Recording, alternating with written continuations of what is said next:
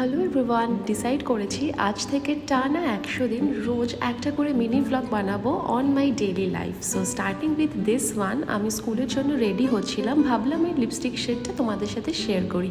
এটা হলো মার্সের ভাইরাল মুজ লিপস্টিক। এই নিউড শেডটা আমার ভীষণ ভালো লেগেছে।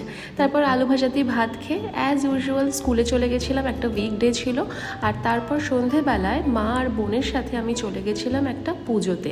এই শীতলা ঠাকুরের পুজোটা আমাদের এখানে ভীষণ জাগ্রত, দেখো কি বিশাল ভিড় হয়েছিল। আর তারপর মা বাতাসা লুট দেয়, সায়ন্তিকাও এসেছিল, ও হলো আমাদের এরিয়ার বিধায়ক। এখানে পুজোর সাথে এই দুদিন মেলাও বসে।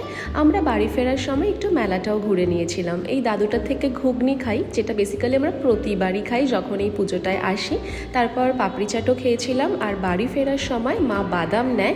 তারপর আমি কিনেছিলাম কাচের চুড়ি, বেসিক্যালি আমার কাচের চুড়ি ভীষণ ভালো লাগে।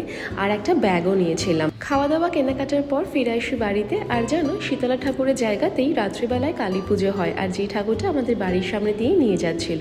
আজকের মিনি ভ্লগ এতটাই ভালো লাগলে লাইক করো। চলো আসি, টাটা।